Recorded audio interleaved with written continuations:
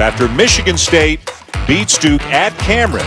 Now from Indianapolis. Again, COVID, no fans at Bankers Life Fieldhouse, but it's still going to be a great game between two very good teams. Kentucky, they're coming off a loss to Richmond over the weekend. Kansas is 1-1. They gave up 102 points in a loss against Gonzaga. Hi, everybody. Dan Schulman here in Charlotte. Dick Vitale in Sarasota. Holly Rowe in Indianapolis. We'll bring in Holly shortly. Obviously, Dick, nothing is as it normally is. There's a lot going on right now, but college basketball is out of the gate, and we're happy to have games. Well, there's no doubt about it. We're happy to have basketball, Dan. You know, COVID-19's caused a lot of problems in the sports world, but most of all, it's caused problems in the game of life. People losing their lives, people losing their jobs. So we'll make the most of it. I know one thing. We got basketball tonight. Forget there's no fans. I'm excited we got hoops. And we got, as you said earlier, are you talking about Blue Bloods, Hall of Fame coaches? I'm getting goosebumps, Dan. I'm getting goosebumps. Kansas, Kentucky, baby.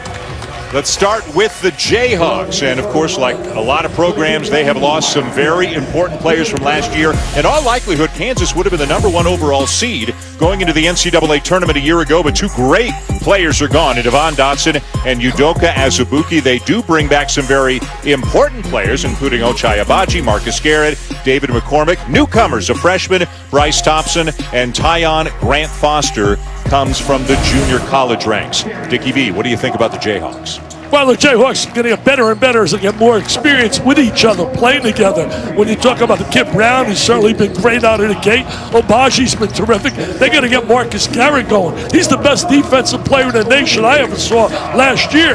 I mean, last year he was terrific. He's got to give him that kind of basketball. He's been a little bit under the weather. I'll tell you one thing, it was really exciting watching him play last year. All right, now let's talk Kentucky. And even by Kentucky standards, Dick, they have lost a lot. All 5 starters from last year are gone. All of them are now playing professionally. They also lost some key reserves. They only bring back 1 scholarship player from last year, but they do bring in, as always, a great freshman class, including a couple of top 10 recruits in Boston and Clark, and just as importantly, 3 experienced players, 3 transfers led by Olivier Sarr from Wake Forest are now Kentucky Wildcats. Lost to Richmond, a very good Richmond team on the weekend. What do you see in Kentucky so far? Tell you one thing, Dan, nobody's going to cry for John Calipari losing some players. I mean, he just loads up with more McDonald's All-Americans. You know, Boston and certainly Clark have potential to be lottery selections. They got to make shots. They did not pass the ball well against Richmond, had 0 assists in the second half. Richmond dominated in the second half because there was no ball movement, and they got to make some shots. So 0 for 10 shooting a 3. They got to find guys that can make that open 3. You're not going to win today in college basketball without having somebody can make the 3s. As we mentioned, Holly Rowe, she is our eyes and ears tonight. She is in Indianapolis. Hello, Holly. Hey there, guys. Well, there was some concern leading into this game today because both teams' opponents over the weekend, both St. Joe's for Kansas on Friday and Richmond for Kentucky on Saturday, have now suspended team activities after some positive COVID tests. But there has been testing and, more importantly, contact tracing. This Connexon safe tag that the teams are wearing can tell you if you get too close. You see how it lights up? If I'm too close to you, my red button lights up, and then they can contact trace through a data program. This is important because it is sewn right into the jerseys of the players, so they can measure time and duration of how long players are next to each other, so they're able to tell whether a player's infected if he was too close to another for a long period of time. Next level technology sewn right into the jerseys, both teams wearing it tonight, and hopefully it will make everyone safer during this very unusual season. All right, Holly, a great story. That is the ultimate goal during these times here in 2020, to try to keep everybody as safe as possible. We are now ready for the tip of our Sonic blockbuster. It is Kentucky in white and Kansas in blue. Patrick Adams, Doug Sermons, Jamie Luckey are the officials, and they are underway in Indianapolis with Marcus Garrett at the point. And Garrett's been battling an illness the last couple of days, has been tested repeatedly for COVID. That's come back negative, but he's had some stomach issues, Dick, and some fatigue and a bit of a fever, we understand. We didn't think he was going to play, but he is in there starting for the Jayhawks tonight. Well, you know, Dan, I spoke to Bill Self earlier today, and he really said the kid was under the weather. He was having a tough time breathing in their last game and did not play well. Only had 5 points and not defending like he's capable of defending.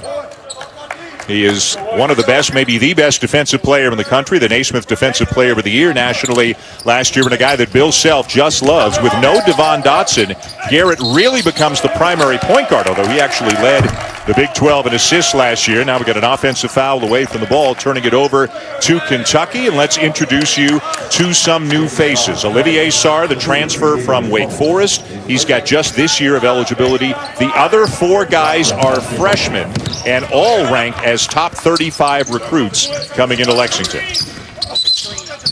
They just reload every year, man. They just got it going. John is a recruiting machine. He's got a great program to sell, and he sells it in a very big-time way. It's amazing. Do you realize this? Since 2000, the last 11 years, he's had 2 NBA first-rounders drafted or more every year. That's unbelievable. It is. 31 first-round picks overall in 11 years. The lob over the top for Abaji. They can't connect. And back comes Devin Askew. Kentucky will look to push when they can. One of the issues for them in the early going, and again, it's very early, outside shooting. Boston misses a 3, or Clark rather misses a 3 right there. Dick, they didn't make a single 3-pointer Sunday against Richmond. And the reason, because they didn't really move the basketball. You got to move the ball. See, one of the problems Kansas is going to face playing without Azubuike. He was so valuable closing that lane up, protect the rim, he protected the paint, and he scored on the interior. Terrence Clark, 6'7", out of Boston, a very creative perimeter guy, can do a lot of different things. You can see the handle. The floater won't go down. And coming out of there with the rebound is Jalen Wilson. Yeah, Clark's a very number 10. Garrett with a runner, and nobody's been able to break the ice so far, Dickie V. Well, you know, a little bit right now, tension. Kid that's going to be a good player, I really believe, Dan, is the kid Jackson. I think Jackson did not get the notoriety some of the other recruits got, but they tell me he's going to be a double-double guy on a regular basis. Yeah, he is a gazelle. 6'10", you don't have to run plays for him. Great shot blocker, gets down the floor in transition, and he'll get his without being a focal point of the offense. Garrett over the top, the pass deflected away, and back comes Kentucky. This is Brandon Boston Jr. out of Norcross, Georgia. Off to Askew. He misses the 3. And a great box out there by McCormick, allowing Christian Brown to come up with a rebound. And how about the game that Brown had against St. Joe's last time out? 6 threes, and he scored 30 points. Yeah, he's a really versatile player. He's more than just a shooter, Dan. He's a guy that can do many things for them. Handles the ball fairly well. He's aggressive defensively. A turnover by Boston. Numbers for KU. Brown gets a look. And finally, somebody scores as the weak side putback is good for Ochai Abaji, who's off to a great start this year. 17.5 points per game through the first 2 games of the season for the Jayhawks. Well, you know, Abaji showed a lot of potential last year, but he was inconsistent. Drive and a runner left short by Boston, and Kentucky still scoreless as the Jayhawks come back almost 3 minutes in. That was a bad shot right there. Shot selection is a big thing for young kids coming out of high school. You know, you can get away with that in high school, but you're not going to get away with it here. Jalen Wilson misses the 3. He's a guy decommitted from Michigan. Yep. With no fans in the stands, you can hear both coaches, especially Calipari, yelling out instructions to their team. Boy, and Kentucky's troubles from beyond the arc continue. They do have the ability, though, to be a great rebounding team. We see it there, and Clark gets the Wildcats on the board. Well, Clark shows that versatility he possesses. You know, they out-rebounded Richmond by 23. That's the first time in the history of basketball at Kentucky ever lost a game when they out-rebounded a team by 20 rebounds. Abaji knocks down a 3. He's got all 5 in the early going for KU. Sarr, nice little shovel pass, and the slam is good for Isaiah Jackson. There's a look at Jackson right there going down the gut of the defense. Tremendous pass by Sarr. He was one of the most wanted transfers. There's the double team. See, he recognized he was doubled up. See the experience right there? He was doubled up and left the lane to the goal. Up, up, and away. Mr. Jackson. They're going to love him in Big Blue Nation. And he'll head to the line trying to convert the three-point play and tie the game, which he will do. Kentucky also a little bit sluggish out of the gate this year from the free throw line. Just 62% as a team through their first two games. Well, they missed 13. They missed 13 free throws against Richmond. Richmond, a very good team, well coached by Chris Mooney. Player of that game was that kid Gilliard with that steal. Yep. A steal and a lay-in for Davion Mintz, a grad transfer from Creighton, and Kentucky has the lead. John felt he didn't play him enough minutes in the Richmond game, Dan. Game you did.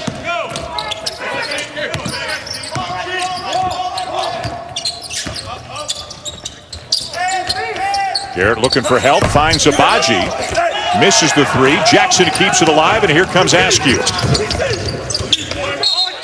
Oh, good defense by Garrett, and he forces the turnover to take us to the first media timeout of the night. A 2-point lead for Kentucky and Kansas. We'll play a little game of Don't I Know You when we come back out of this timeout. ESPN's exclusive presentation of college basketball is brought to you by State Farm. When you want the real deal, like a good neighbor, State Farm is there. Delta Airlines, we're ready when you are. And Paycom, comprehensive HR and payroll technology. Beat the Jayhawks with that extraordinary team, Dick, led by Anthony Davis.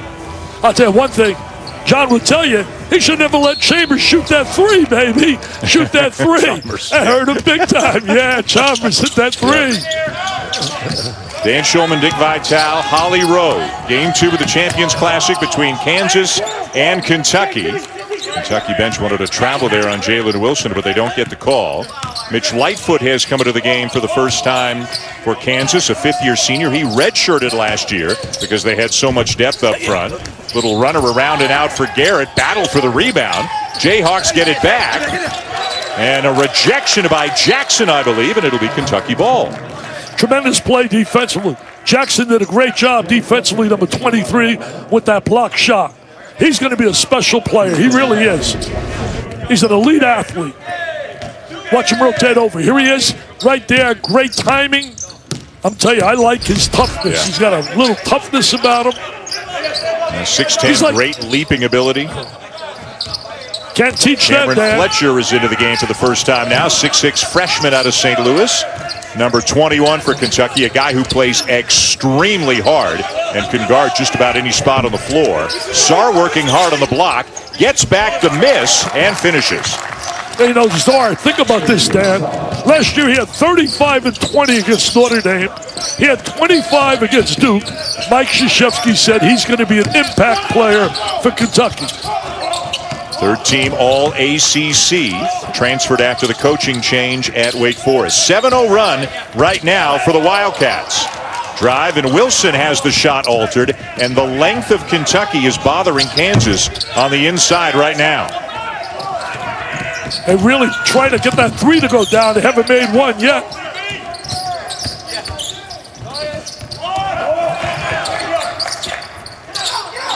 A good save there by Bryce Thompson, a freshman, the most highly touted freshman on the Kansas roster. And now Fletcher gets caught in the air, and he fouls Wilson. Let's bring in Holly Rowe. Well, you guys talked about the length of Kentucky possibly bothering Kansas, and there's for good reason. Right now, Ken Palm lists them as the #1 team in America for height used in games. Look at these wingspans. Sarr is 7'3.5", 7'2.5" for Jackson, who's been very active around the rim. You just try getting it in these passing lanes. When their hands are active and they're playing defense like they can, this could be a very hard team to score on. Absolutely. You know how it should be a great defensive team by the end of the season, don't you think, Dick? Yeah, no doubt about it. But I think sometimes I look at that team, I think they could be a great zone team.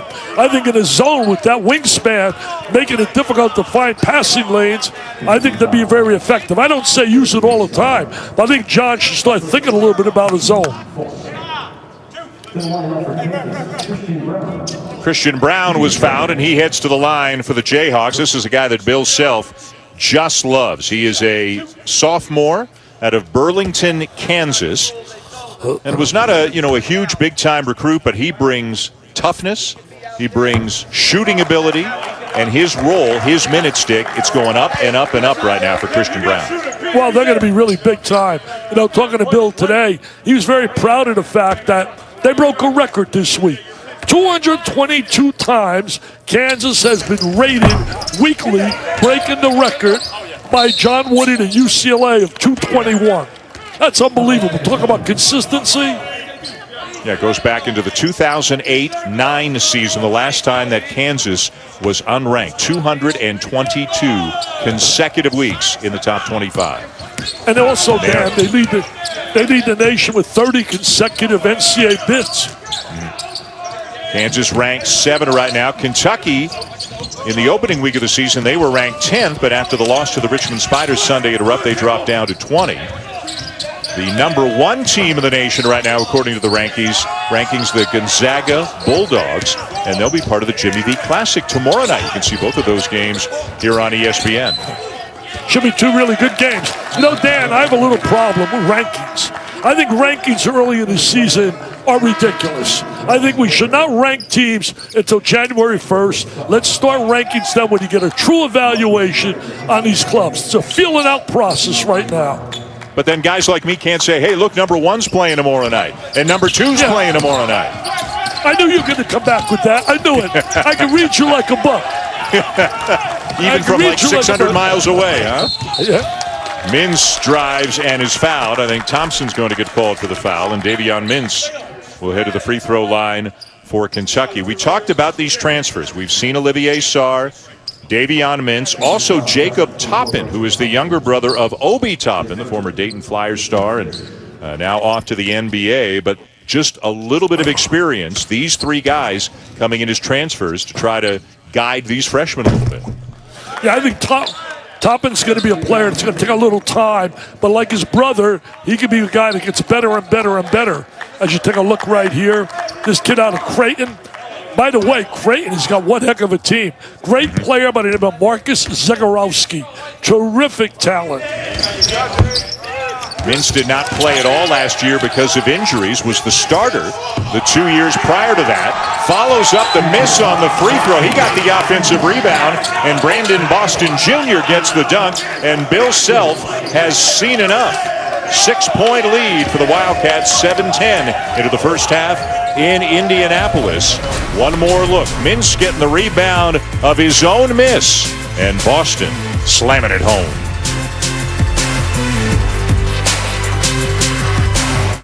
Searching for meaning in a relentless world, always connected, but somehow alone, trapped by illusion. We offer another path, where the battle to belong begins. Awakened by a calling, united by the cause you fight for. No one can take away what it means to be among the few, the proud, the Marines.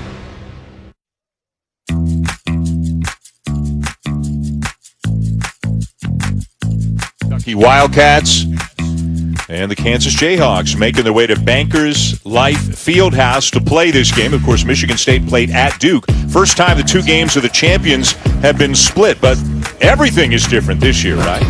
And the Champions Classic is no different. But we still have Kansas, we still have Kentucky, we still have Dick Vitale, and that means we're still having fun, right? I'll tell you one thing, Dan. Michigan State was impressive. They were down 10 early in that game and really got great team play, as Jay Billis said, in terms of guys really playing well together, and that was big for them. They got good play out of the kid Watts and out of Henry, and the kid off the bench, Marble, was a real good, solid player for them. That was a good win for them. Kentucky forces a turnover. Cameron Fletcher thought about the 3. Mintz will take it and miss it, and Kentucky still looking to knock one down from beyond the arc. It has been a while. It's been like about listen to all the yelling and hollering you can hear, Dick, because there are no fans in the stands. The coaches, the assistant coaches, the players themselves. Boston with the drive. Off the glass and good. A nice runner by Brandon Boston Jr., who's out to a great start tonight.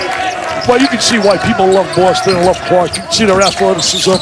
You can see their versatility, multi-dimensional, handle the ball well. They got to do a better job of shooting the basketball because they were able to dominate kids on a scholastic level, and now they got to do a better job shooting, and they will. They will.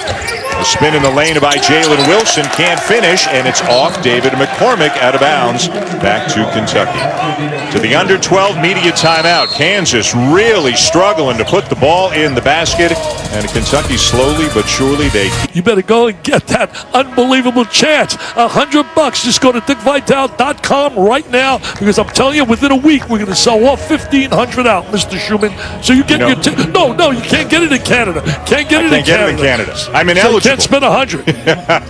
Give me a check anyway. As is the case with everything during the pandemic, those in need are even more in need. And I'm going to tell people the gala that you have down in Sarasota, it had to be moved from May to September, and it had to be done virtually like everything else. But you pulled it off beautifully. How much money was raised at the gala in September? $7.4 million. And all I can simply say, thank you. Mr. Pentecost, his wife Cindy gave us $2 million.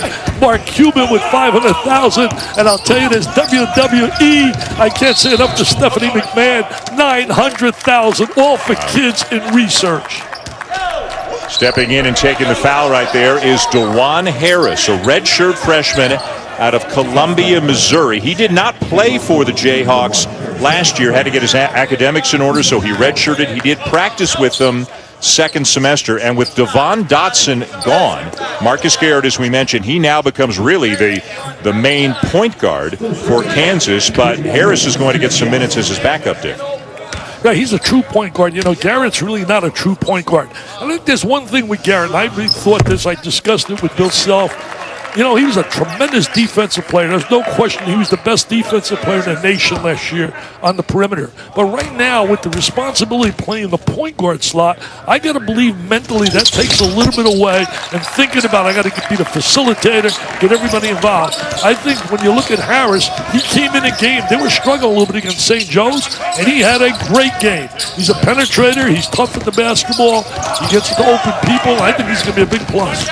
Meanwhile, Kansas just keeps turning it over. Kentucky's out to a 12-point lead, and Bill Self's going to use another timeout. They're 2 for 14 with 8 turnovers, and the Wildcats are taking advantage. Turning the ball over, getting layups and dunks at the other end. Look at how easily that one was for Mins. He goes coast to coast and slams it in, and Bill Self just trying to find somebody who can do something at the offensive end right now. Really play right in the hands of Kentucky, because if they're going to excel in transition with their athleticism. Right now, they're not really a good shooting team from the perimeter. We've seen that. But, you look at Bill Self. That life in the Big 12 is going to be tough. There's some quality teams in that league this year. Tomorrow we'll see West Virginia. You got Texas Tech.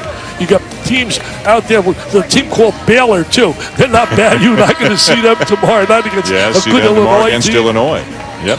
Hey, we mentioned it's V-Week, and we'll have the second game of the 19th Annual Women's Jimmy V Classic Friday at 6:30 p.m. Eastern Time on ESPN and the ESPN app. Number 5, Louisville, and number 20, DePaul in Bubbleville at Mohegan Sun in Connecticut. Bubbleville has been hosting so many games in that controlled environment, and for the most part, they've been able to get all the games in. A lot of teams going there just to try to get some games.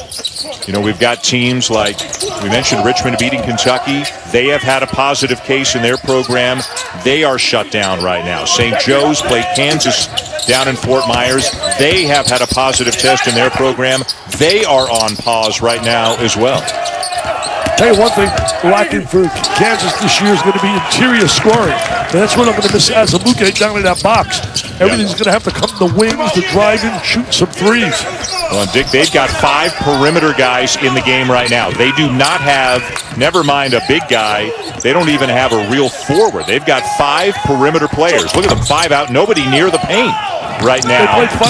They played 5 guards against St. Joe's, and it really worked very effectively. They were very efficient with it. And Kentucky, a team that doesn't have a lot of post offense, and their biggest guy, Sarr, is not in the game right now. Boston with a drive, knocked away by Brown, and here come the Jayhawks, desperately looking for a bucket. Garrett with a crossover, up and in, and he becomes the first Jayhawk other than Ochai Agbaji to score in this game. Well, really, the kid is playing under the weather. He's really struggling with the situation right there. Good defensive anticipation. Yep, the steal for Harris, the slam for Garrett, who is playing under the weather. And now John Calipari doesn't like what he's seeing. Harris made a nice All of a sudden, right Dick, there, a little spark there for the Jayhawks. Yeah, Harris gave him a little spark there with that steal. Hey, Dan, you know one thing I figured out? What I really miss, Dan?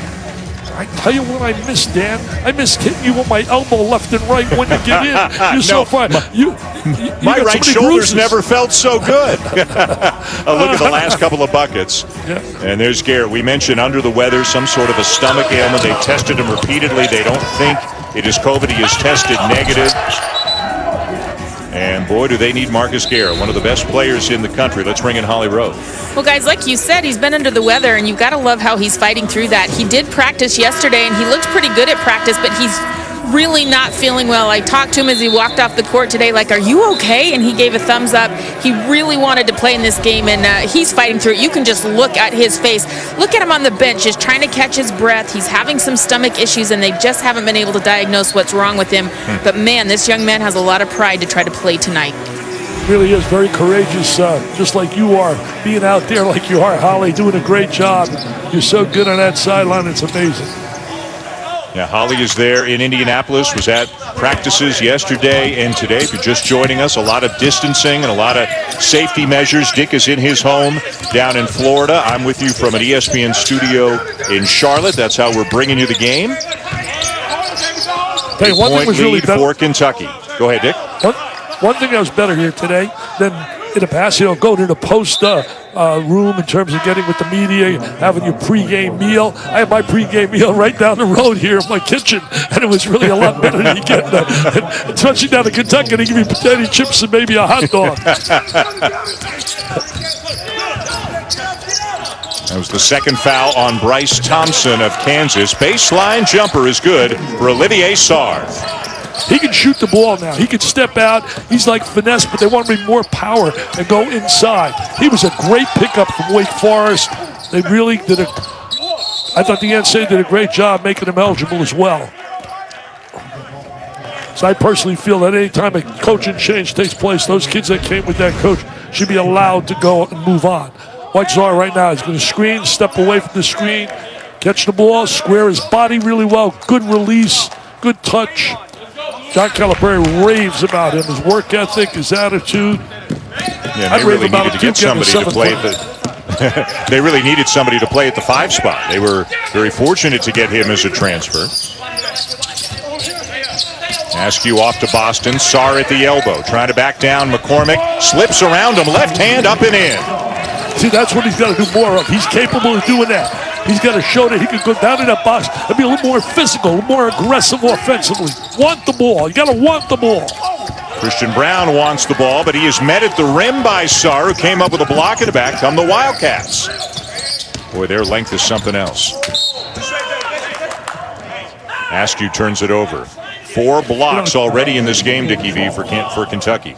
You know, Dan, talking about their length, as Holly pointed out, it brought to me thinking about the zone of Syracuse, that 2-3 zone with their length. When they had those great teams, when they had the Carmelo Anthony team that won the national title, Warwick and that gang, I think that if he used that occasionally, he would find out it would be a great plus for Kentucky. I tell you what, why don't you set up a Zoom call with Calipari and you tell him that, but I want to be on the call when you tell him he should play zone. Not a lot, play a little bit. 3 no good for Bryce Thompson. We're headed to the under-8 media timeout. Kansas with just 9 points in better than 12 minutes of action. Marcus Garrett under the weather, doing what he can to try to keep his team in the game, but Kentucky starting to find the range, especially the big guy inside, Olivier Sue. Let's not sleep on the Illini. They are ranked 5th right now, and these 2 dudes are good. Ayo Dosunmu and Kofi Cockburn. Dosunmu really thought seriously about staying in the draft, put his name in, decided to come back. Coburn's just huge, 7 foot, 285. This is about as good an inside-outside combo, Dick, as there is in America. Well, there's no doubt about it. You know, talk about the sumo. He's just as special as can be. I'll tell you one thing. Butler's pretty good, too. The kid from Baylor. There's no doubt about him. And Coburn, I mean, think about it. How many guys you're going to find at his size, 6'11", 297, run the court the way he does, really becoming a polished player? This could be a special Illinois team. I talked to Coach Underwood, and he couldn't say enough about the potential of his team. Should be an unbelievable game between Illinois and Baylor. Holly Rose got more. Well, guys, Scott Drew, who had been out and away from his team for their last several weeks because of a COVID positive test, has actually joined the team here in Indianapolis. I saw some pictures on social media. Coach Drew able to rejoin them in the hotel last night, and I know he'll be excited to be back with his team, although their assistant Jerome Tang did a great job in his absence, but Baylor will be whole, and Coach Drew can't wait to get back. Even Brad Underwood from Illinois can't wait to see Coach Drew coaching. Those are longtime buddies from the back in the day, and Big 12 foes as well. You know, Holly, I spoke to him yesterday, and he was so excited about coming back. And I'll tell you one thing, nobody in America could put together, Dan, the 5 guards he has. He has 5 big-time guards. You know about certainly Butler, there's Mitchell, and I'll tell you Teague, and he's got guys off the bench as well who can really flat-out play. That's a special team. Yeah, Adam Flagler's off to a great start. Makes the 3. A nice little jump hook there by David McCormick, a former McDonald's All-American and a guy who wound up as a backup to Udoka Azubuike last year, but they need some big minutes out of him at the 5 spot this year, Dick. Yeah, you're right, Dan. That's a key player. I'm glad you brought that up. This kid, by the way, can shoot the ball. You just got to get open a little bit more, find the open shot. Asker can shoot the basketball. Let me tell you this. There's no doubt about it. When you talk about McCormick, he's a key player. He's got to give him some point production down on the interior.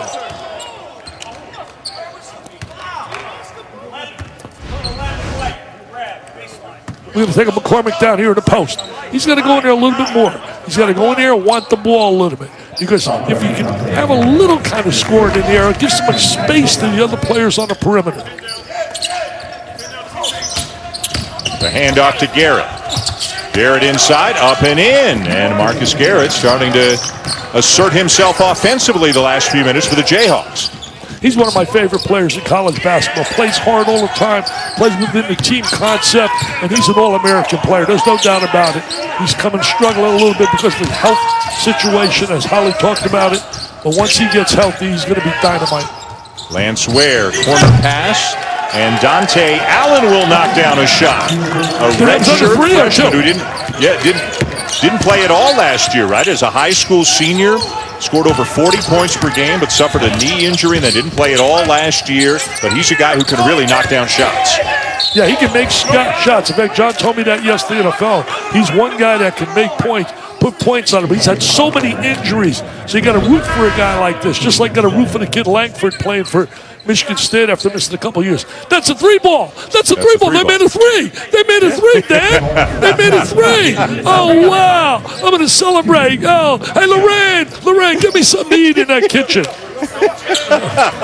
Dick, let's get it close yourself to at halftime. Go get it yourself. I'm trying to get the pizza ready at halftime, Lorraine. Yeah.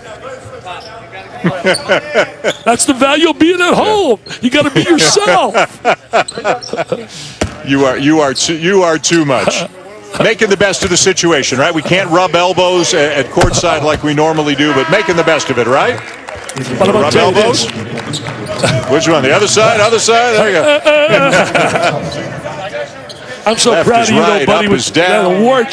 Wait, we got to talk about your award. Your Hall of Fame award from out of Canada, the Canadian Hall of Fame Museum Award. That's special, man. I'm proud of you. Thank you. It's from the Canadian Baseball Hall of Fame. I appreciate it. The Jack Graney Award. You did some reading up about Jack Graney today, huh?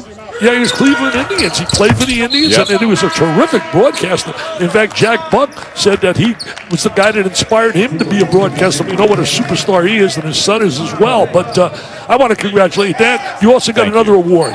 The VBDI, the Vital Ball Dome Index, has now put you into the Vital Ball Dome Index Hall of Fame. I thought the award was going to be surviving 25 years working with Dick Vitale. I thought that was the award I was going to be getting. Oh, man. Clark inside, and the lane is good for Jackson. They're playing well, Kentucky, right now. Get a little bit more ball movement.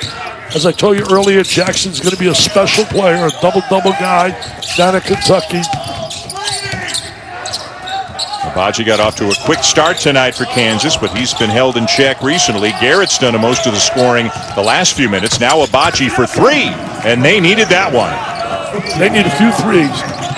Got to go on a little run here, get a little momentum going into halftime. They've been sluggish offensively. You got to credit Kentucky with some good, solid defense as well. Kentucky beat Morehead State 81-45 in their season opener, and then lost to Richmond 76-64. The Spiders moving into the rankings after that win as Clark knocks down a jumper. And how about the Atlantic 10? St. Louis beat LSU, and Richmond beat Kentucky. Two big wins for the A-10. And then Davidson's lost two one-point games. Lost to Indiana by one and lost today to Providence by one. That league is very tough. And we haven't even talked about Dayton, and they got some key players back, but they don't have this tough. Christian Brown with his first points of the night to get Kansas back within 10. Jackson on the block. Over Wilson, left hand, and he gets the bounce. You know what's really great there, and John was concerned about that? Spacing. They had real good spacing there for that isolation one-on-one maneuver by Jackson. I'm telling you, Dan, Jackson is going to be special.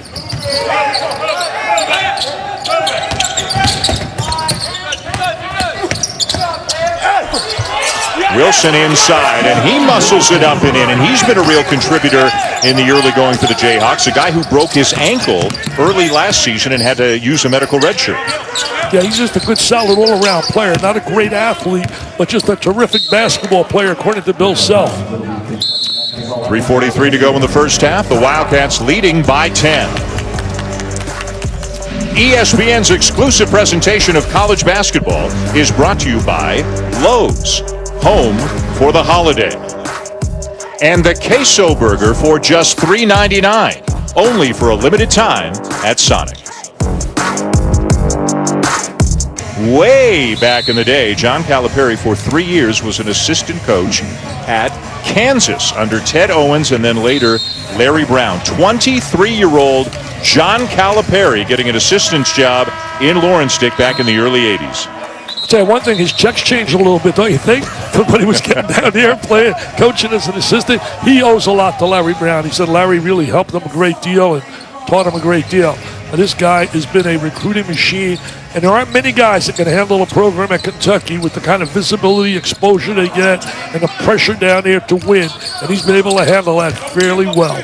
Yeah, 12th season as the head coach in Lexington, 1 national championship, 4 Final Fours, just a ton of first-round picks, a very young team again, and some likely first-round picks, but can they gel and mesh and improve and become a real force as a team over the next couple of months? A shot clock violation will hand it back over to Kansas, and that's not what you want to see coming out of a timeout, Dickie V.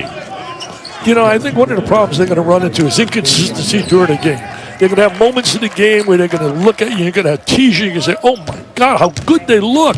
And then you're going to see moments where they make some bad shots, turn the ball over, not make some shots from the perimeter, and I think it'll allow teams to hang with them and stay in the game. Let's bring Holly back in.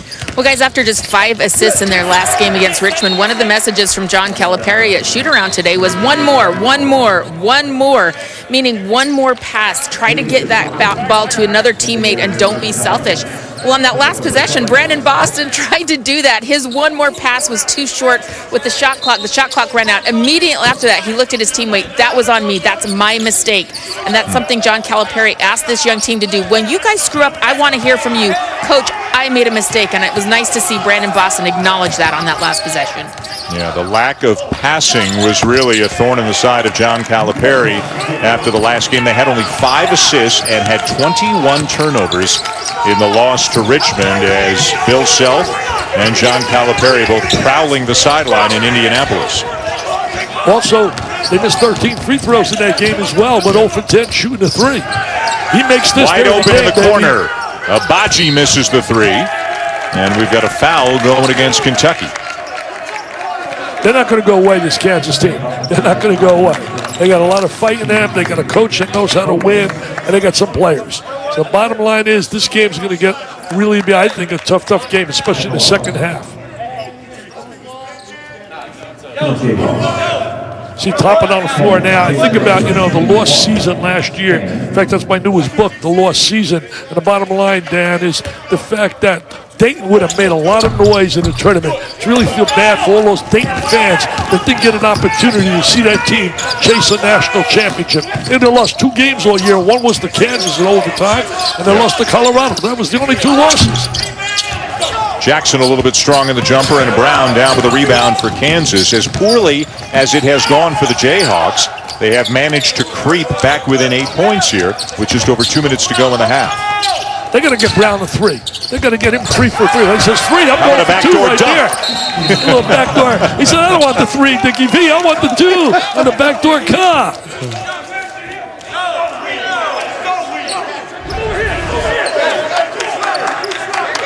A nice backdoor cut. Defense doesn't see ball, you man. Clark has no vision. You got to see both. You got to see ball, you man. That is back to the play. And nice play. Brown right got a T after the dunk, Dick. Yeah, well, that's I think the rule. We're doing a little chin up on the rim. They got no choice but to call it according to the rule book. Devin Askew at the line for Kentucky, and he knocks down the free throw. He's got a key player. He's a key player for them, and he's going to make some shots. He played for an outstanding AAU team, Dream Vision, and he really is a kid that they're counting on. He's not going to beat you with a lot of speed and all, but he knows how to play. And if he can square his body and get a good look at the rim, he'll make shots. Yeah. One more look from the baseline. Hung on the rim a bit and may have said something as he came back down to the ground to Jackson. So I think it was probably that. I think it was more of a taunting technical. They're assessed to Christian Brown. See, that's the thing we don't have down by being at court side where we can be right on top of those referees. We used to have great communication with all those guys. Clark one-on-one with Abachi. Good matchup here. Clark the handoff to Jackson. Spins into the double team and can't get it to go off the window. That was not a good shot right there. Doubles up. He had to make an extra pass. There's a pretty good shot right there, but Abachi leaves the open 3 well short. There was an example right there what Holly was talking about. Making the extra pass, and right there Jackson didn't do it in that possession. They play a little bit too much one-on-one, Kentucky. Yeah. Nice pass right there, though. Tried to make the pass there. And a steal by Brown. And then he's fouled by Askew. Coming up on the Jeep Halftime Report, it'll be Reese Davis, Seth Greenberg, and LaFonso Ellis. They'll tell you about a first for Tom Izzo and also players to watch in the Jimmy V Classic tomorrow night. I said earlier, Dick, about Illinois with DeSumo and Coburn having maybe the best inside-outside combo in America, and I can just feel Gonzaga fans saying, and now, hey, wait a minute, because Gonzaga, I mean, they're loaded all through the lineup, but they've got freshman Jalen Suggs, who has been outstanding at the point, and they've got Drew Timme inside, one of the best big men in America. And, oh, by the way, Corey Kispert scoring about 24 a game on the wing right now for the Zags. Well, tell me about Timme. All you got to do is, my last game I did with Bob Wischusen before this game was down there in their tournament, and he came in the game and dominated, and I kept going off and off about Timmy's going to be a star. Not just a good player, a star. And if you don't believe me, pull a Warner Wolf and go to the tape, and you get that tape. As I told America then, this guy's going to be an All-American. When you're right, you got to say it, because when you're wrong, everybody will tell you, especially with social media. Well, here's what Gonzaga did in their game against Kansas. They beat the Jayhawks 102-90. And in the first 2 games of the year, they've also got a win over Auburn. Timme is averaging 26.5 points per game and shooting 71% from the field. His footwork on the inside, his post-up ability is unreal. Hey, get back to Reese Davis. I want to be his agent. Are you kidding me? The hours he's putting in, the work he does, NBA drafts, what he does in football. Come on, man. That guy is unbelievable. I'm so proud of you, Reese. You're working too hard, buddy. Abachi at the line for Kansas. And speaking of college football, Saturday, Justin Fields and Ohio State are in East Lansing to take on a Michigan State squad coming off a big upset over previously unbeaten Northwestern. Saturday, noon Eastern on ABC and the ESPN app. Talking about what I just mentioned, hey, Dan, it brought back a memory to me. The great late Al McGuire one time grabbed me. I was doing like 3-4 games a week. He's a Dixie. You never call me a Dixie. You're not a star. Stars work less and make more, like I do. And he was right. That's what you've been advising me for 20 years to work less and make more, like you do. We can't all be you, Dickie V.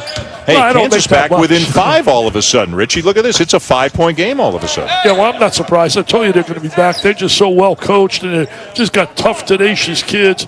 And let me point this out, too, because it applies to both these teams and also in the first game.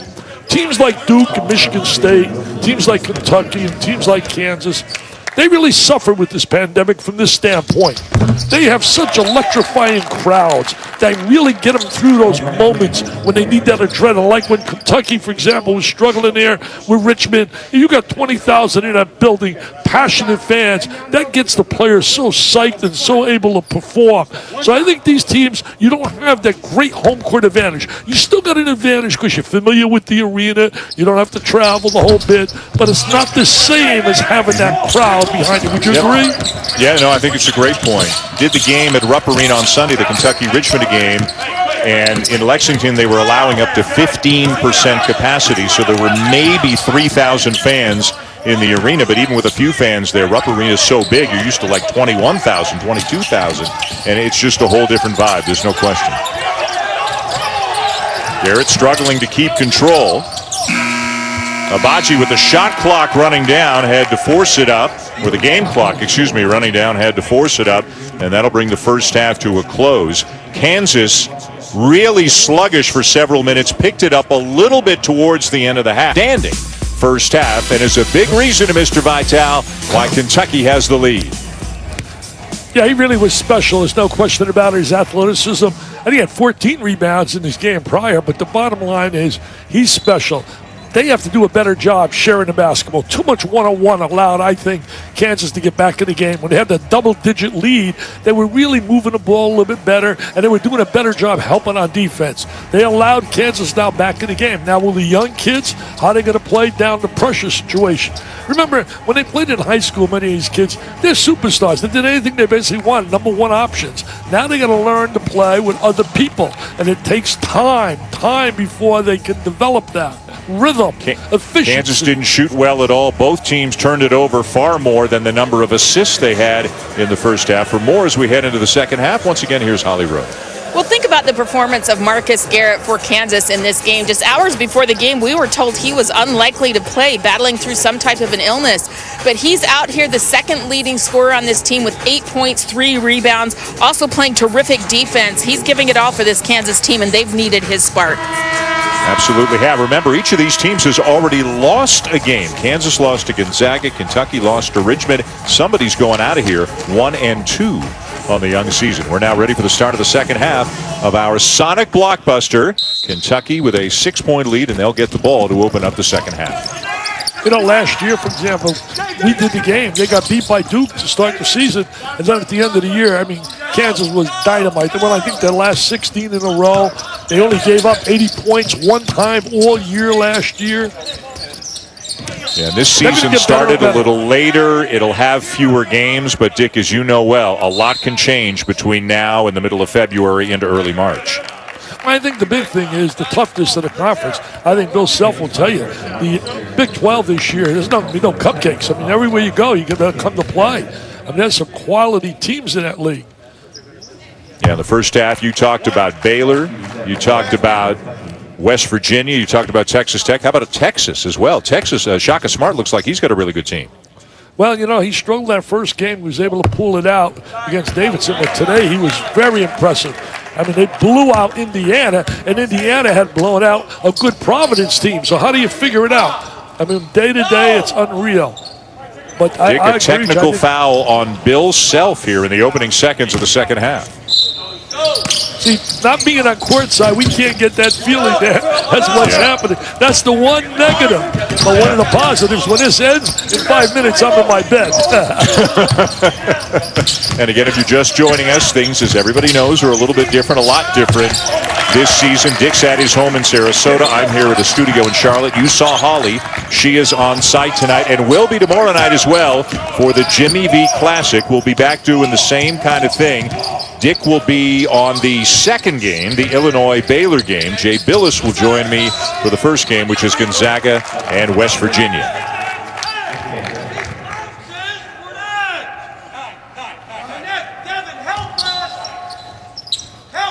Oh, you can hear Calipari screaming and yelling, "Help out! Come on, help out, Devin!" 16-foot jumper not there for Jalen Wilson. And it'll be Kentucky ball. Devin Askew into the front court, a guy who reclassified from 2021 into the 2020 class. He was considered to be the top point guard prospect in the 2021 class. Reverse, and Brown might have gotten a piece of that, knocked away, and back come the Jayhawks.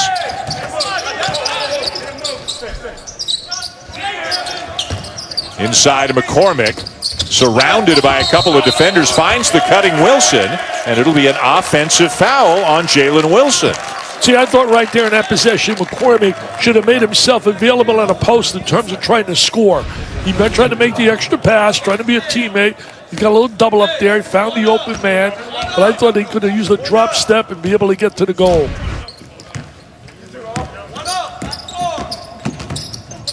Kentucky up 6 of the break, up 9 right now. They led by double figures for a few minutes in the first half.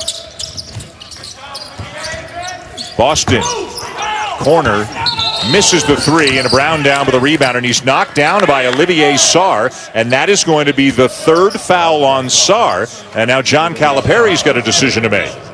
Well, he's got to take him out. But, you know, Dan, think about this. He's a veteran player. You can understand a freshman kid doing that. He's fouling a valuable guy like him from 70, 80 feet away from the goal. No reason whatsoever for that. He's too smart. He's too cerebral. He can't do that. Just can't do it. Now he's going to go to the bench and he's become an assistant coach. And John doesn't need any assistant coaches. He's got too many right now. He's got a lot of assistant coaches, hasn't he? Lance Ware is coming to the game now for Sarr. He's got all the fans in Kentucky, man. They're all assistant coaches. Yeah, that's true. Who can get it going? Who can provide a spark at the offensive end for Kansas? Wilson with a nice shot fake and a drive to lay it in. That was a good play by Wilson right there. Good first step, good explosive move to the goal. I like what I saw right there, that kid. He originally committed to Michigan, who, by the way, had the best recruiting class in the country coming in 2021. Juwan Howard's doing a job. They just survived a game, had an overtime win over Oakland a couple of days ago. One more look at the Jalen Wilson play that you like, Dick. Yeah, take a look at Jalen right now. Nice triple threat position. There's a big hole. Nobody rotated over defensively.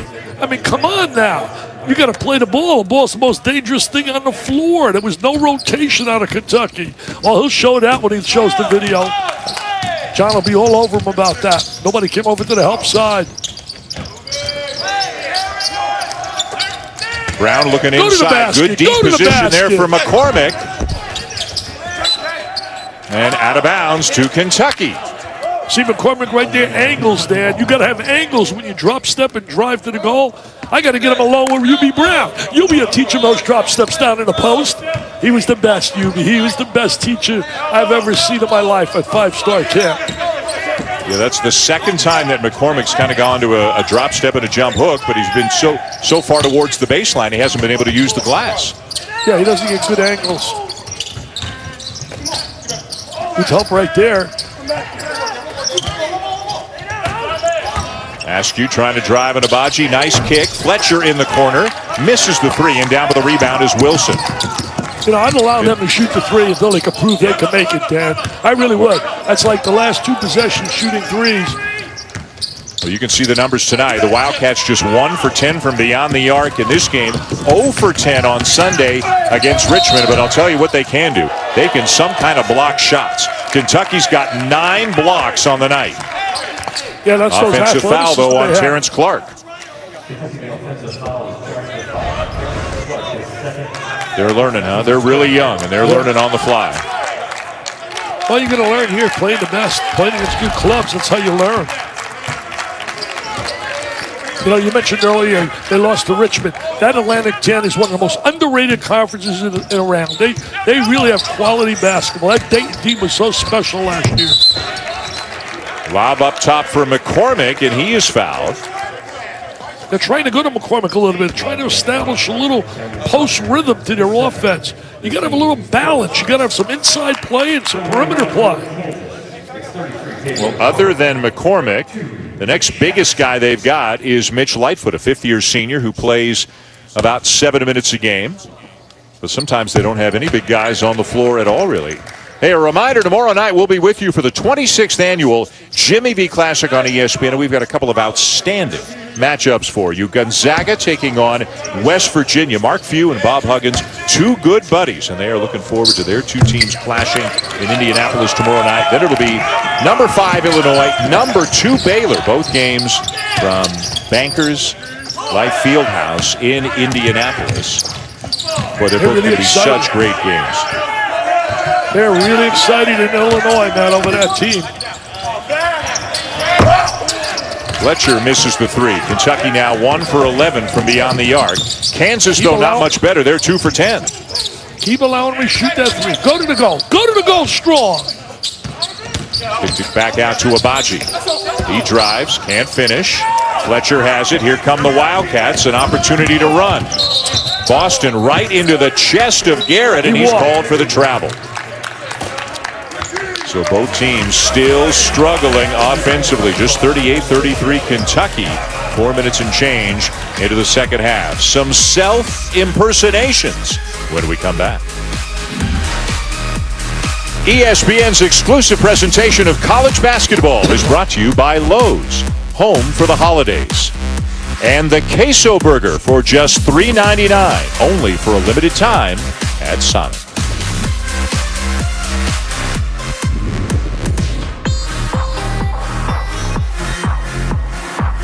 Chemical! I don't get it! You gotta turn it up! Get on the line!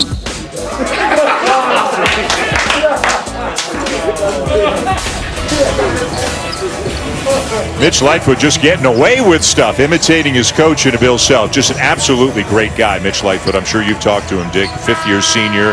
Guy's been around the program a long time. You know, you got to loosen up those coaches a little bit. Got to make fun of the coaches every now and again, too, right? You got to do that. You got to loosen them up because they're so intense. The intensity in this game is unreal. Everything's about what have you done today. People don't care what you did yesterday. Now, when you were back coaching at the University of Detroit, back in the 70s, did your players imitate you? Oh, sure. I'm glad that. I'm sure they did. Oh, look at an offensive rebound right there. Great offensive rebound. Jalen Wilson lays it back in to make it a three-point game. They None just of us don't go imitate away. you now, though, Dick. You don't have to worry about that. None of us are doing Dickie B impersonations now.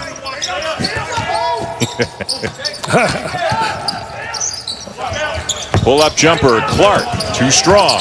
Offensive rebound, Boston. Jackson, no. And Kansas with a chance to get back within one, maybe tie on this trip. You know, Dan, they want to shoot the jump shot too much. They're just so impatient. I can understand what Cal's talking about. But they defend well, and basically, and they rebound and block shots. And I'll always keep them in the game. Jackson with yet another block. Brown wide open. Will never be more wide open, but he misses the 3, and it's out of bounds. And which way are they going to? Looks like they're going to give it to Kansas. You can see the frustration on Brown's face because he's been so on fire shooting the 3 in the first 2 games. They really struggle a little bit here right now. He's a key player for them. Fran Frischella told me, and Fran knows the league inside out, told me that this guy is a tough, hard-nosed guy, and he's going to get a lot of minutes this year, and he was right. He's a valuable player to this team. I'll tell you who else knows the league inside out. Holly Rowe. Holly, what do you have? Well, I really like Christian Brown. He gets his fire and his tenacity from his mom. She was an absolutely fantastic athlete herself, playing at Missouri.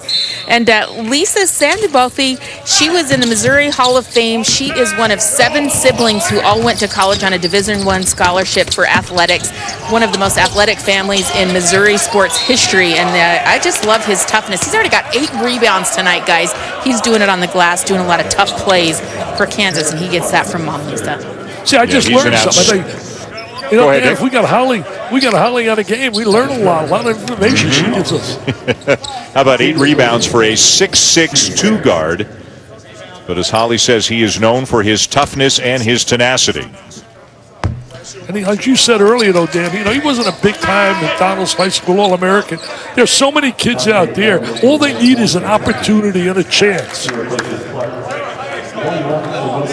Third foul on Terrence Clark, Dick, and he goes to the bench. And 1 of 2 for Wilson to make it a 2-point game. Michigan State winning the opening game of the Champions Classic. They trailed early, then went on a big run down at Cameron and wound up defeating Duke. Got great play out of Henry and certainly out of Watts. And the kid off the bench, Marble, gave him plus play for Tom Izzo and his kids. Can't wait to see them against Virginia. Rocket Watts a big key for Michigan State this year, don't you think? Absolutely. Askew with a shot clock running down has to force it up, and an empty possession right there for Kentucky. Well, momentum right now. Uncle Mo's on the side of the veteran kind of guys with Abaji and Garrett and company against the young kids. Shot selection, especially come down to late in the game, is so vital to either winning or losing. And a Kentucky foul. That's already the 6th foul committed by the Wildcats. You're barely 6 minutes into the second half, so Kansas, whenever the next one happens, they'll be spending a lot of time at the free throw line the rest of the way. They got to make those free throws, man.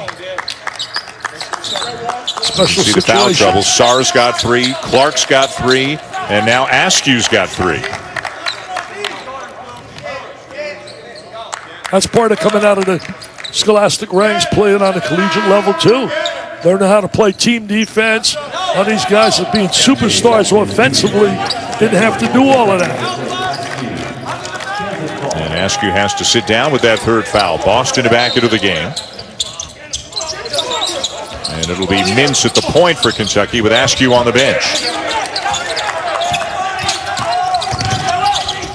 Wilson drives, spins, and draws the foul. Looks like this one will be on Lance Ware, and Wilson headed back to the free throw line. I tell you, Wilson's been a plus for them right here, Dan. He has really given them some positive minutes. Came into this game having averaged 12.5 points per game through the first 2 games of the season, 7 points, and just as importantly, he's got 10 rebounds. Already on the night, he knocks down the first free throw, and now 6 of his 8 points have come here in the second half. I've been very aggressive with 3 fouls, he's back into the game.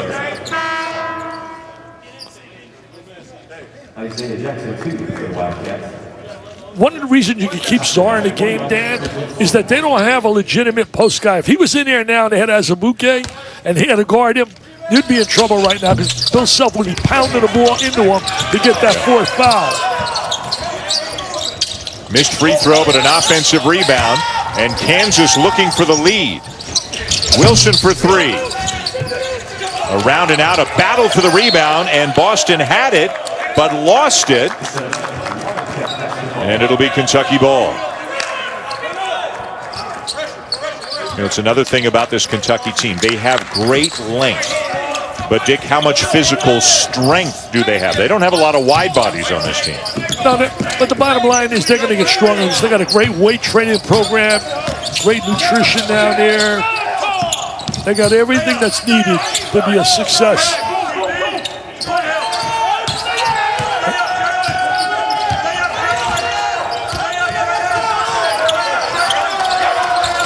Bit of a mismatch size-wise with Jackson being guarded by Brown, but a timeout is called. Look at John Calipari out on the court, getting in the key.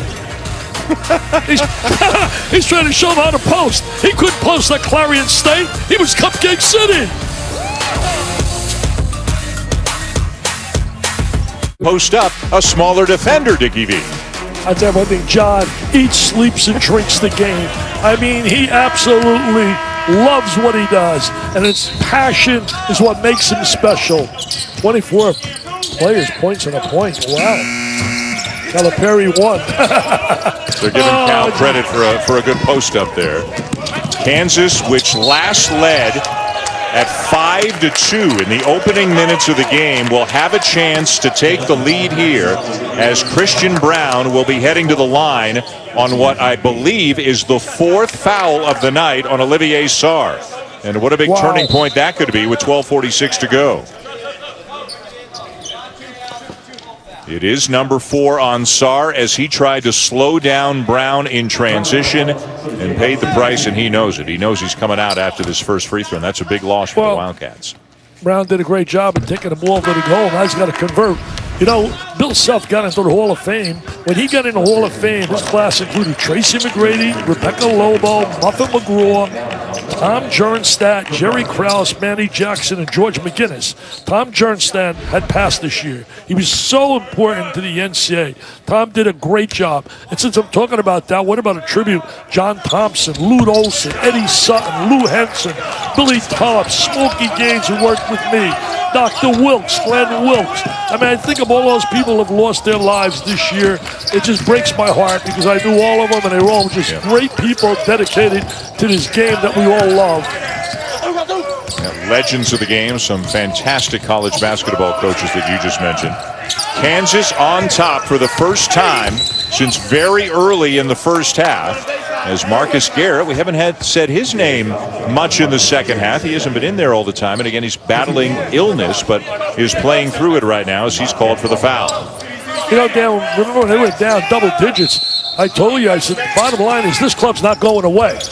Kansas is well coached. They got kids that are winners when you talk Abaji, Garrett and company, Brown, and they're just not going to go away.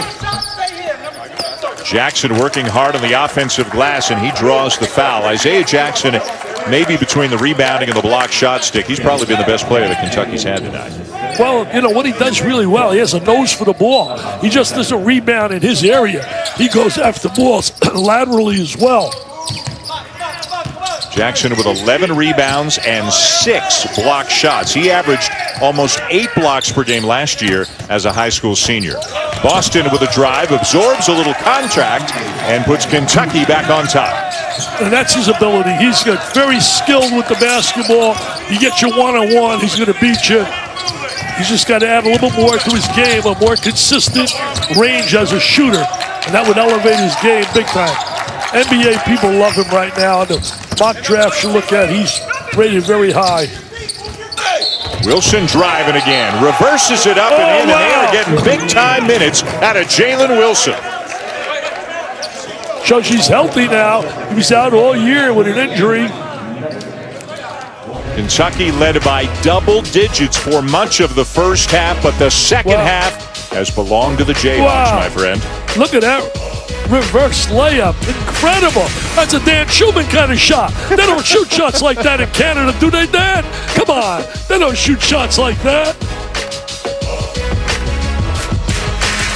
ESPN presents NCAA college basketball action. To my left, former coach at Rutgers, Detroit University, and with the Detroit Pistons in the NBA, Dick Vitale. Well, it should be a classic matchup. College basketball excitement, enthusiasm. I'm ready. Are you ready? I'm ready.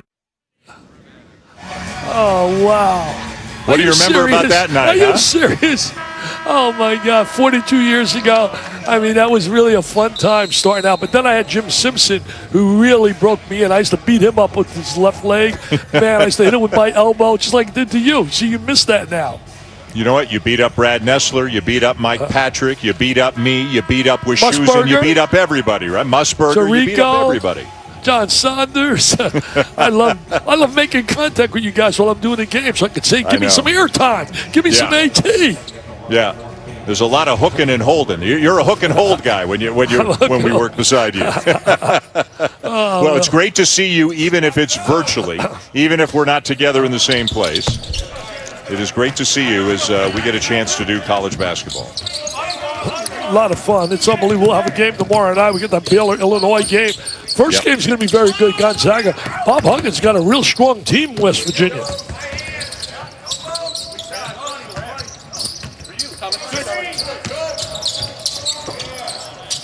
Two-point lead for Kansas over Kentucky. 11:15 to go, and a steal by Christian Brown. Well, Christian Brown stole that ball because the offensive player never stepped to the ball. You got to step to the ball. You can't just expect the ball to come to you. You got to want to go get that ball. Kentucky has scored only 5 points in the second half in 9 minutes of action. And they've gone from up 6 to down 2 here against Kansas. Askew turns it over on the drive, but then Jackson knocks it away, and Kentucky gets it back. You know, it's almost similar in a way to the Richmond game, Dan, as you did the game. They were really up 4 at the halftime. In the second half, Richmond took the game over. Yeah. Richmond shot the ball very poorly in the first half. Once they started making shots, they took the lead. And you talked about this in the first half tonight. I thought Kentucky played right into Richmond's hands. They were trying to go one-on-one, dribbling by guys, and those small guards for Richmond, you just can't dribble the ball in front of them. They're going to take it away from you, especially Gilliard. And you're not going to win when you shoot 2 for 13, 0 for 6 from the 3. That's a formula for losing. I thought the momentum was really created for Richmond by the play by Gilliard around behind his back right in front of John Calipari, the length of the court to a teammate for a layup. Boy, it's hard to believe how poor Kentucky has been offensively in the second half. You just saw the numbers, yet they are still down by just 2. Yeah, both clubs struggling offensively. You can see it's early in the year. The rhythm's just not there. Because of the pandemic, they haven't had the kind of play in time. Like most people look at turnovers. DeJuan Harris comes up with a steal, and Jalen Wilson is headed back to the free throw line again. Harris does a good job defensively, creating offense. He gives him a pure point guard when he's on the floor. He was a red shirt last year.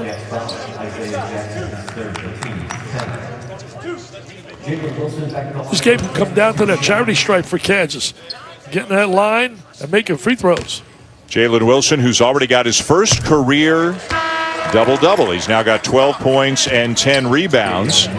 Here are the current odds, Mr. Vital, to win the national championship. And this is college basketball, so it's anybody's game. But Gonzaga, Villanova, and Baylor, the top 3.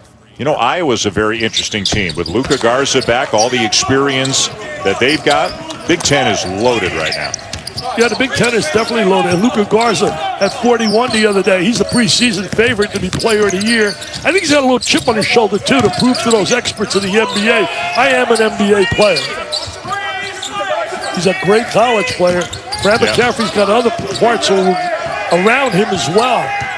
Including his sons. Yep. Boston with an 18-foot pull-up, too strong, kept alive. And the follow is good.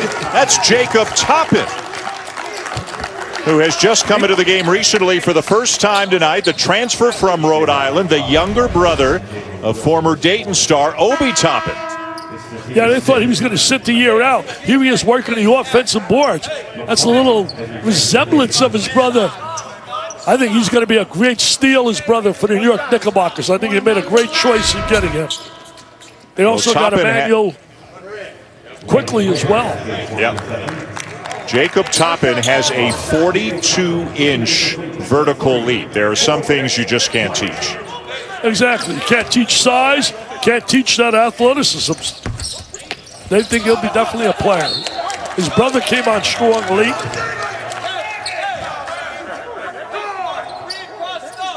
Let's go back to Holly Rowe. Well, guys, I love that when Obi was having his big moment getting drafted in the NBA draft recently, he had his brother right there on the iPad on the couch so that he could experience that moment. They are so close. I know there's a lot of love between these two brothers, and I love that they went to that extra effort to have him with them during the NBA draft, even though he was here preparing for the season with Kentucky. So I know Holly and I had a great time. Dad, Holly and I had a great time doing a Dayton game last year at the end of the year with Bob Wischusen. It was a terrific time. The Dayton fans are so passionate. I'll tell you what, Dick, when the world gets back to normal, there are 2 places. I have not done a game at Dayton. I have not done a game at Creighton. You got some pull around this place. Let's go do a game at those 2 places. Yeah, we got to do it. Let's go.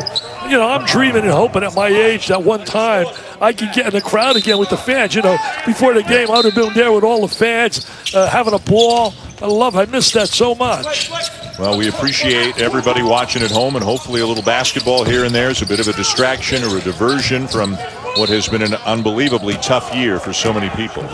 Yeah, and I just want to simply repeat this. People, you know, just follow the experts out there, the health experts. Put that mask on, social distance, wash those hands. It's not hard to follow those things. We got to do something to contain this incredible disease that's running rampant. And even though we've all gotten used to it, doesn't it still look a little bit strange to see those shots of an arena, 20,000 seats, no fans, watching a basketball game between Kansas and Kentucky? And of course, the NCAA, Dan Gavitt, the senior vice president of basketball for the NCAA, and he and his group, they've talked about, Dick, that in all likelihood, it appears the NCAA tournament will be held largely in the Indianapolis area, or at least the Indiana area. They might need some more gyms outside of Indianapolis itself, but this arena right now could be where the Final Four is, right? Absolutely. Great transition right there. You know, you mentioned Dan Gavitt. His dad would be so proud of him because he's doing a really good job in a very trying situation. It was a nice transition game right there by Kentucky. And that's where they'll excel. Turnaround by McCormick won't go, and now the Wildcats coming down looking for the lead. If you don't play defensive transition basketball against Kentucky, you're going to be in trouble. Big time. One thing Kansas has done is make them play 5-on-5. 7:48 to go in the second half, all tied up at 44.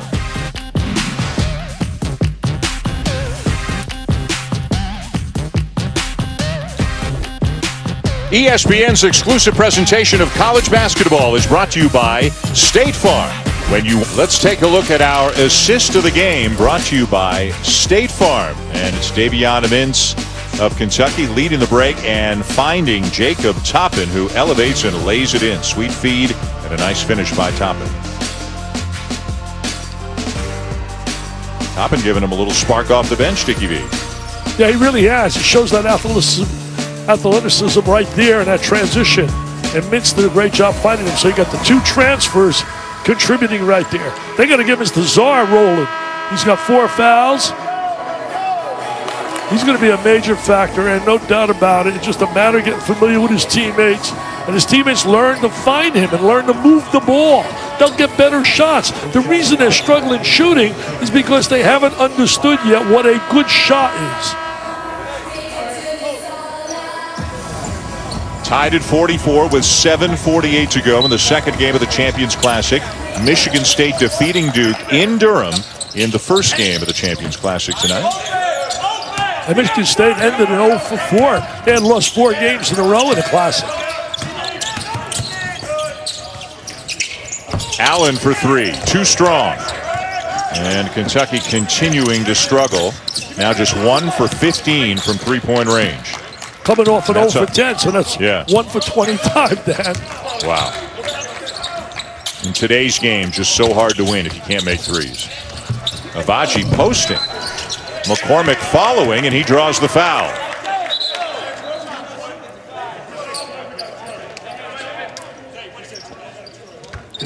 David McCormick played 19 and 12 minutes of the first 2 games of the season for Kansas. And again, sometimes we are seeing Bill Self go small, really with 5 perimeter players in the game. But don't you think ideally they would love, Dick, to about 25 powerful minutes out of McCormick in the middle? Oh, absolutely, because, you know, really, in a certain situation, they did that against St. Joseph's. But a lot of the teams they're going to face, West Virginia with their bigs inside, they're not going to be able to do that.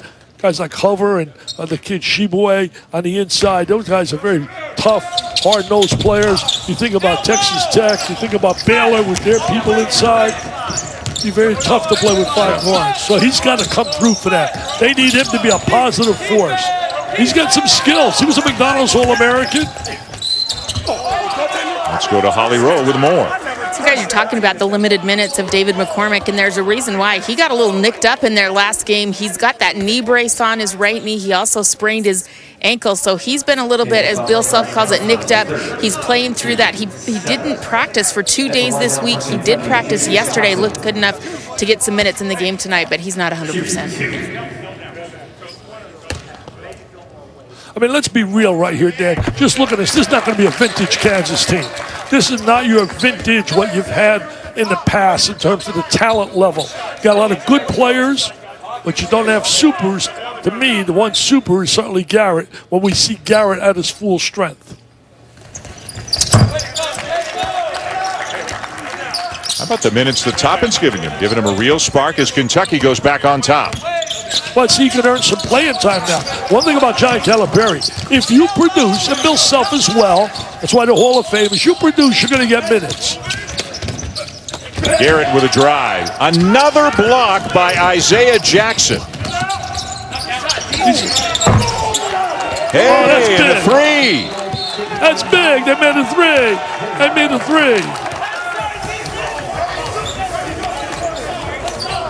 Isaiah Jackson with his 7th block of the night, Dick, leading to a three at the other end.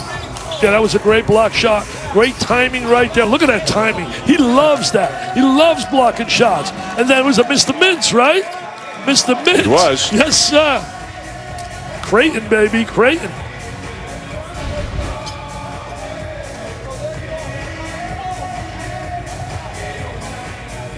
Tomorrow night, the Jimmy V Classic. You'll be with us for the second game, Dick, and a great opportunity to raise money for the V Foundation.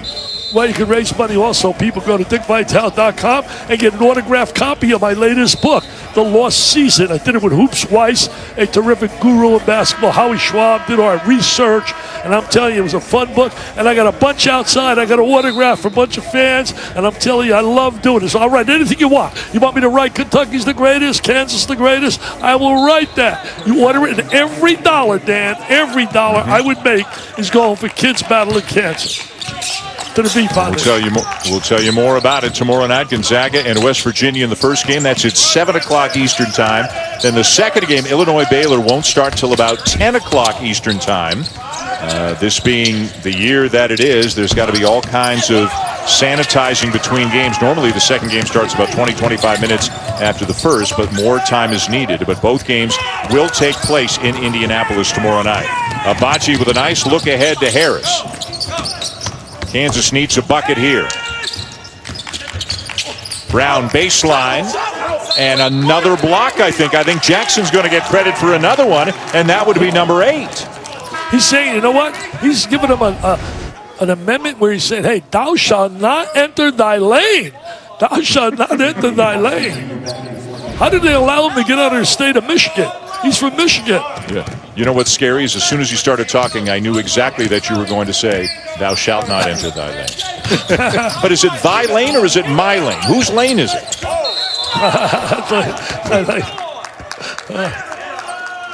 And we got an offensive foul now going against Kentucky. Boy, Jackson, again, we talked about it at the beginning of the night. You do not have to run plays for him. He'll get his at the offensive end on putbacks and in transition. As Toppin is called for the offensive foul.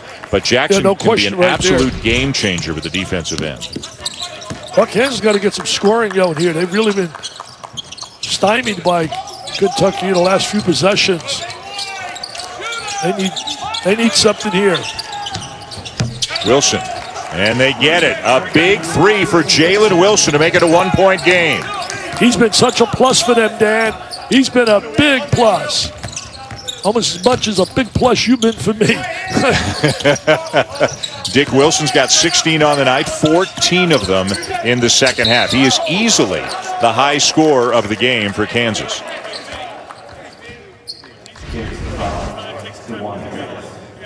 Right here, he's going to spot up. Wide open, wide open. He's saying, shoot it. Jackson said, shoot it. And he was smart. Rather than attack Jackson, it would have been blocked.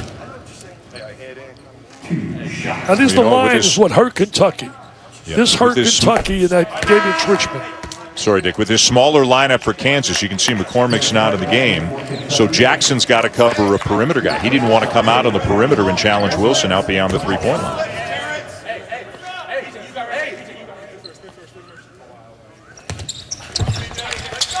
Boston makes them both. Kentucky by 3.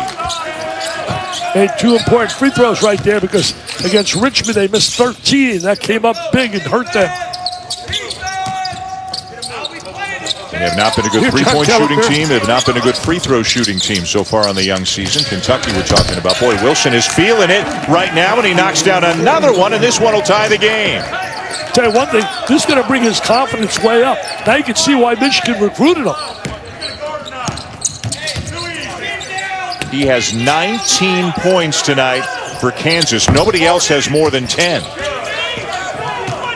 Abaji with a rebound. He's the guy who's got 10, and he had them all at halftime. He hasn't scored in the second half. Wilson is feeling it. Not this time.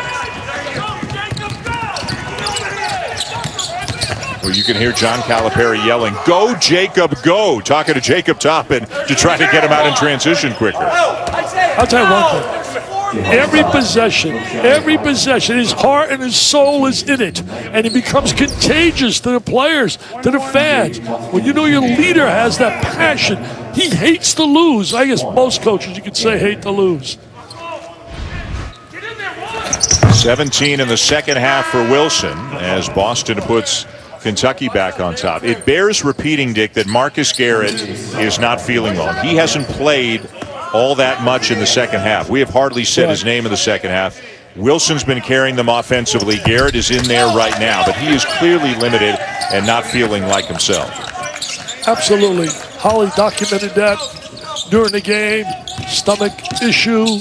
Could be a flu. No one seems to know exactly what it is. 8 points, 5 rebounds. No assists tonight for Marcus Garrett. Harris with the ball, getting some time at the point. A deep one for Brown.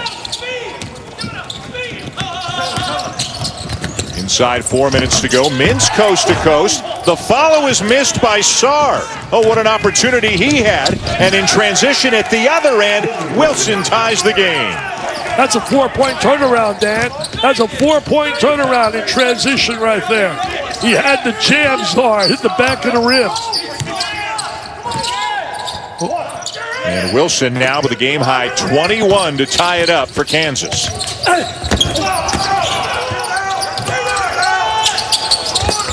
Toppin with an air ball on the 3. And we get a foul going against the Wildcats, it looks like. Clark over the back. Dickie V talked about the 4-point swing. The missed follow by Sarr. And then the layup at the other end for Wilson.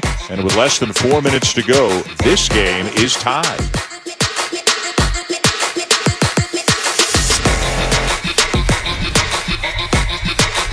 Series of games for Kentucky, Georgia Tech, Notre Dame, UCLA, Louisville. Now, some of those teams are still trying to find their footing in the early going this season. They've got Texas. Longhorns look really good in the Big 12 SEC. And then, of course, they've got the SEC schedule to deal with as well. Hey, Dan, Georgia Tech lost, for example, to Mercer, lost to Georgia State. I mean, come on. On paper, Kentucky should win that. Notre Dame is in a situation, I don't know who made Mike Bray's schedule, but it's unbelievable. You should see the run he's got. He's got Western Michigan, and after that he's got Kentucky's and Duke's and Syracuse, Virginia's. Oh, it's unbelievable what he's facing. And, you know, UCLA, Mick Cronin's got a bunch of kids who'll hustle, scrap. But, you know, they struggle with Pepperdine, got beat easily by San Diego State. I mean, those are all winnable games. Louisville is a situation where Chris Mack's doing one heck of a job playing without 3 key players. Malik Williams is out. The kid Midland, who I saw last year in a game with Bob Wischusen for San Francisco, sitting out. He's out. I think Williamson's out, and yet they're still winning. They won easily today over Western Kentucky. Western Kentucky, pretty good team. 2-point lead, Kansas. With 3 minutes, 15 seconds to go in a regulation from Indianapolis right in the now. nightcap. Nice move by Sarr, and he ties the game. He's playing with 4 fouls. See, Dan, when I watched him do that right there and step out, shoot the 3, you see the skills he possesses. He has got so much in his game that we have not seen yet. I think a lot of it's the kids on the team are going to have to find him and understand that he could be a special post player. Abaji knocks down the 3. Veteran player, right? The veteran players are stepping up. Abaji on one end, Sarr on the other end. And that's what you expect out of guys that are veterans. You want to hear a crazy stat? That's the first field goal by anybody on Kansas in the second half other than Jalen Wilson. And now Abaji's got 2 in a row. Get a TO, baby. He got one. He needs a TO now. See, down the stretch, Dan, the edge went to the veterans in Kansas so far over Kentucky. A quick 5 for Ochai Abaji, who had not scored in the second half until knocking down that 3. And then the turnover leads to a run out and an easy dunk. And all of a sudden the Jayhawks have a 5-point lead. Well, a minute ago, you and I were talking. The only guy that scored for Kansas, that made a field goal, was Wilson. In Wilson in the second half. Yeah, he had made 6. Nobody else had made any until those 2 by Abachi. Hey, tonight after the game, stick around for Sports Center with Scott Van Pelt. He'll have the top moments from the Champions Classic. Notre Dame head coach Brian Kelly will join the show. And SVP's One Big Thing on what it'll mean to watch the Ravens and the Steelers on a Wednesday afternoon. Next on ESPN and the ESPN app. You want to talk Irish football, don't you?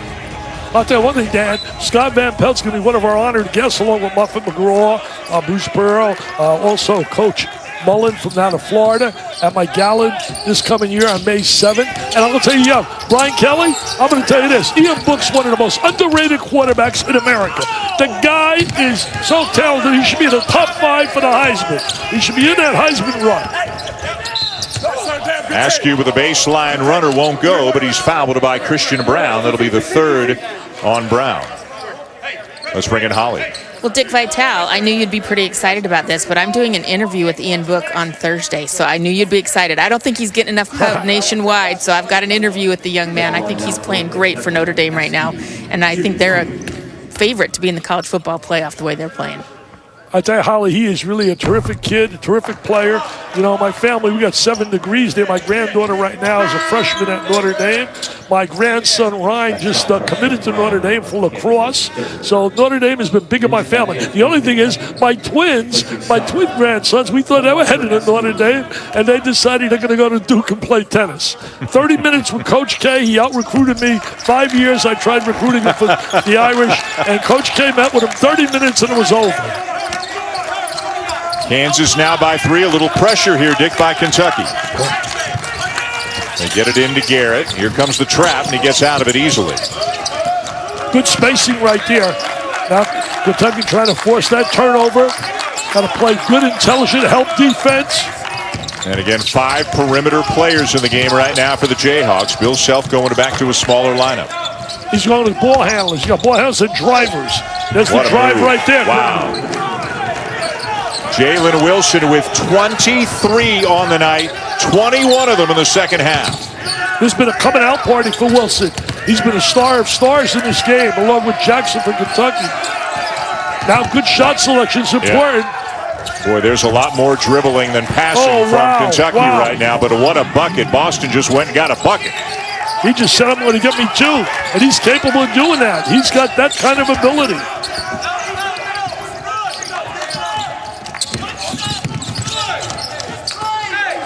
One minute to go in regulation. Kansas with the ball and a 3-point lead.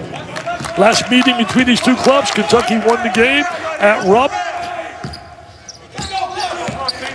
Kentucky also beat them the last time they played in the Champions Classic. That was 3 years ago. Yeah, Wilson 3 of the last 4, though. it. Kansas has won 3 of the last 4. Garrett, no, and that'll be a shot clock violation as the ball never hit the rim, and that'll give it back to Kentucky.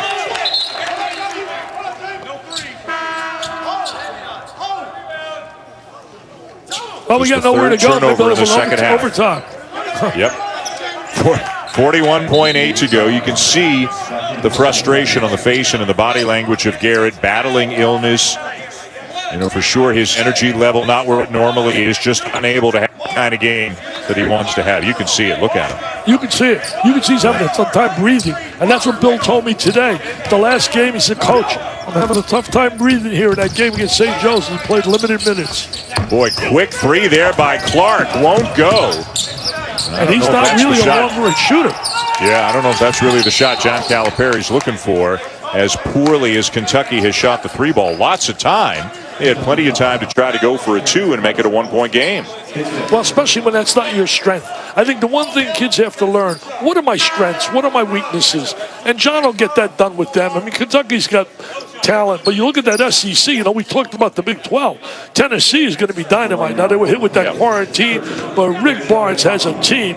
I mean, you can just tell when you talk to them special. LSU, even though they lost, LSU Will Wade's club's got talent. When you think about the guys they got in that lineup. It's Smart, and Watford and company. You look also in that league. Keep an eye on Florida, and they were hit with the quarantine. And Arkansas. Arkansas's got a bunch of tenacious, tough players. Boy, Abachi misses both free throws, but Brown comes up with a huge offensive rebound. And then Just can't happen, right? Just can't happen if you're the Cats. Yeah. That's just fundamentals. That's fundamentals. You got to block out on that charity stripe line. You can't let them come up with a rebound in a game with 3-point differential. I mean, come on now. You got to block out. You got to block out. You got to go for the man there, that line.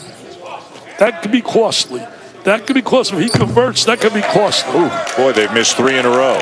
How about Christian Brown, Dick? Now with 13 rebounds in the game.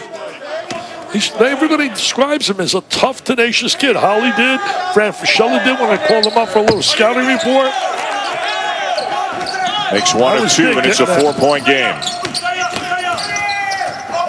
Askew driving. Sar's got to want the ball. Mins with a tough shot. And I think they're going to have a look and see if it's a 2 or a 3. A timeout called by John Calipari. It looks like they have ruled it's a 2 initially. Called a 2 on the floor, and they'll have a look at it during the timeout. You know, I think Mintz has got to get more playing time, too. I think he gives him some stability on that floor. And Czar's got to be very active.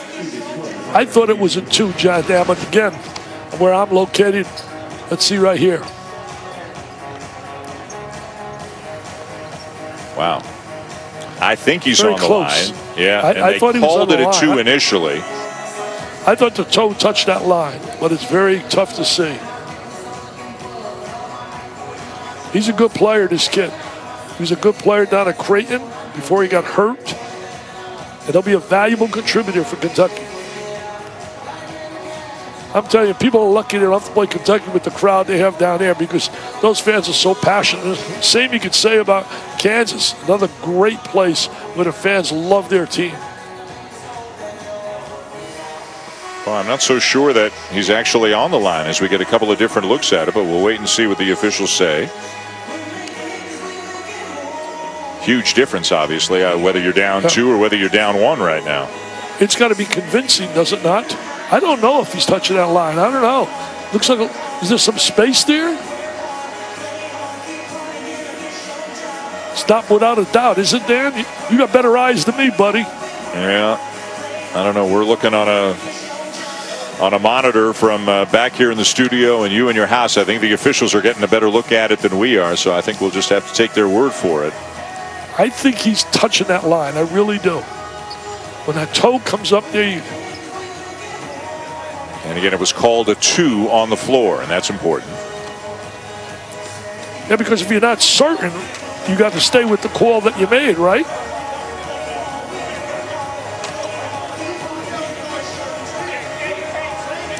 This could be a game changer, this call. Yeah, I can't tell. And it's going to be a 3. So he was behind the line. Put another point on the board for Kentucky. So they are down only by 1 with 12.4 seconds to go. Kansas has the ball. Well, you know they're going to try to steal and foul immediately, so making free throws is going to be big. But that was so close. But they got a better view than we have where they're at. But I like they made the call. Sorry, they made the call very convincing. Yeah. Kansas has not done a good job from the line in this game. 18 of 28, and they missed 3 of their last 4. Garrett to inbound, into Abaji. And the foul with 10.2 to go to put Abaji on the free throw line. He is 2 for 4 from the line tonight. You know what I love right now? I love the way he's walking to the line. His body language tells you a lot. It tells me, I want to get to that line. I'm going to make these. I want to get to that line. A lot of times you see guys hanging their head afraid to, oh, wow, I'm going there. The pressure, the pressure. This kid looks like he wants it.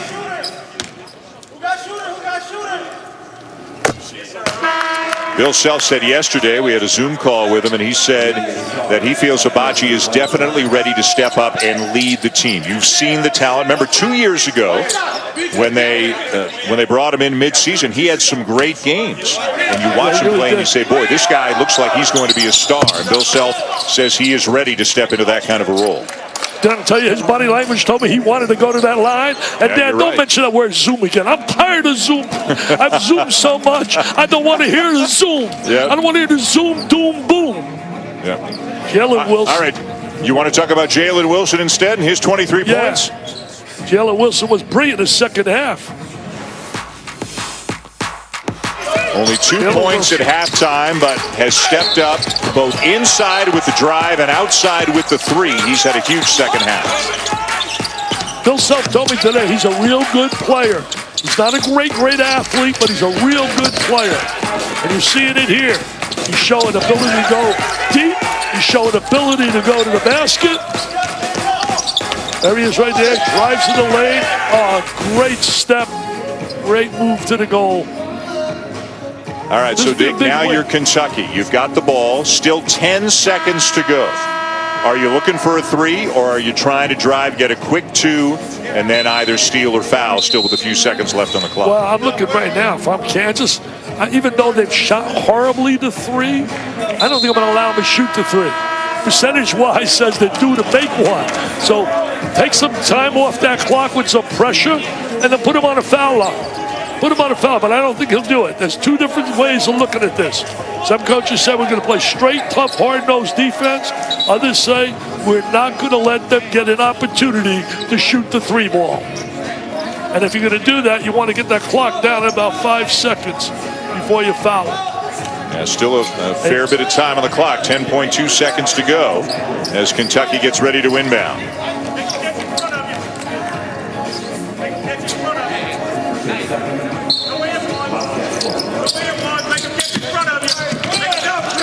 I put a little pressure on him. Yep. I put a little pressure on him. Mins for three. A little bit short. Offensive rebound taken away by Brown. He is off to the races, and Kansas will beat Kentucky 65-62 in a hard-fought affair here in the State Farm Champions Classic. Not the prettiest game offensively, to say the least, but the Jayhawks, Dick, with a very nice second half, led by Jalen Wilson, find a way to come up with a win. Well, you know, it was an intense battle. Both clubs with so much pride. Both coaches with a lot of pride and passion. But really, when you think about it, Jalen Wilson's been a star of stars here in the second half. For Kentucky, growing pains. And they're going to be going through that. Shot selection, understanding how to play together and share the ball. Well, more basketball coming your way tomorrow night. The Jimmy V Classic. It'll be Gonzaga and West Virginia in the first game, and then Illinois and Baylor in the second game. A couple of games you won't want to miss. Kansas finds a way to beat Kentucky 65-62. Coming up next, it's SVP for Dick Vitale and Holly Rowe. I'm Dan Schulman. Thanks for watching tonight. Now let's send it to our guy SVP with SportsCenter.